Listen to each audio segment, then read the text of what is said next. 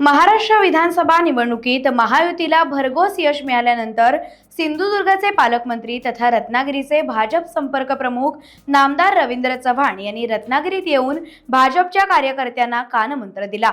देवेंद्र फडणवीस हे मुख्यमंत्री व्हावेत ही महायुतीची गरज आहे असं त्यांनी सांगताना गटातटातले राजकारण करू नका, एकसंध राहणं काळाची गरज आहे, पक्षाचं नुकसान होणार नाही याची देखील काळजी घ्या असा सल्ला दिला।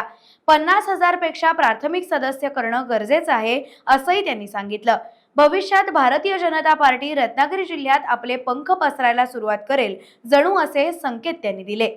पक्ष आदेशाबरोबर राहणं पसंत केलं, यांच्यामुळेच आज महायुतीचा हा जो विजय आहे हा विजय शक्य झालाय।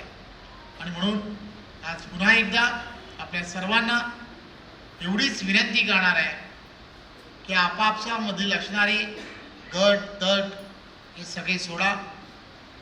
पक्षामध्ये प्रत्येकाला संधी आहे।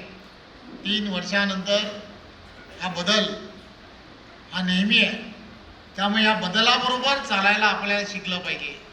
त्या बदलाबरोबर ज्या नेतृत्वाच्या सानिध्यात आपण काम करतो त्याला आपला नेतृत्व प्रमुख अध्यक्षीय पार्टी असल्यामुळे अध्यक्षाच्या नेतृत्वात आपल्याला पुढे जायचं असतं।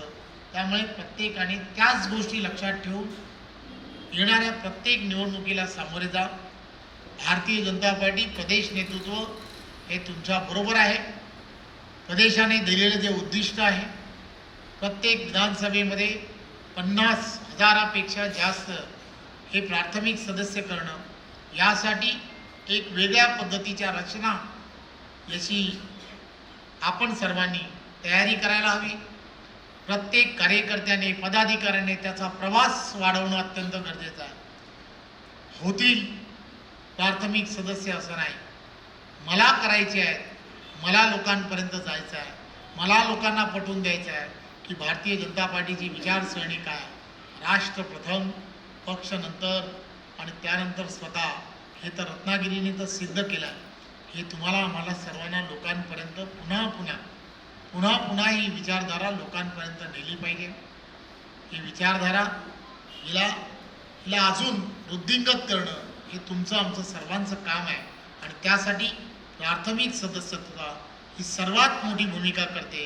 या संपूर्ण जिल्ह्यामधील असणाऱ्या तीनही, या जिल्ह्यातून असणाऱ्या 3 आणि वरतून असणाऱ्या 2 अशा दोन्ही त्या 5ही असणाऱ्या विधानसभेमध्ये जवळजवळ 50,000पेक्षा जास्त सदस्य करणं, रोज या सगळ्या गोष्टीची आपल्याला माहिती अपडेट्स ही जिल्हाध्यक्षांकडे नेहमी येत राहते। आज भारतीय जनता पार्टीचं नेतृत्व यांनी घेतलेली मेहनत आणि त्या मेहनतीमुळेच आज जे तुम्हाला आम्हाला सर्वांना रिझल्ट पाहतोय। आम्ही सर्वजण ज्यावेळेला टीव्हीवरती हे सर्व पाहत होतो त्यावेळेला गर्वाने तुमची आमची छाती फुगताना आम्ही सर्वांनी पाहिलं। देवेंद्रजींच्या नेतृत्वात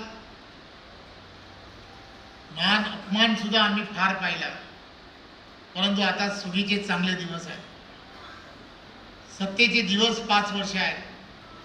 म्हणजे आपल्या सर्व कार्यकर्त्यांना विनंती आहे की आम्ही सर्वांनी एक गोष्ट लक्षात घ्या, एक संघ राहणं ही काळाची गरज आहे। भारतीय जनता पार्टीमध्ये गटातटाचं राजकारण करू नका, आपल्या पक्षामध्ये गटातटाचं राजकारण करू नका। माझी हात जोडून विनंती आहे, जर आपण सर्व एक संघ राहिलो, आपल्यामध्ये जर असं काही राहिलं नाही तर मी तुम्हाला खात्रीने सांगतो की रत्नागिरी जिल्हा सुद्धा हा येणाऱ्या काळामध्ये जसा रायगड, जसा सिंधुदुर्ग, जसा ठाणा, जसा पालघर, याच पद्धतीने रत्नागिरी सुद्धा टाइम्स डिजिटलला लाईक करा, शेअर करा, सबस्क्राईब करा आणि बेल आयकॉन दाबायला विसरू नका। Times digital.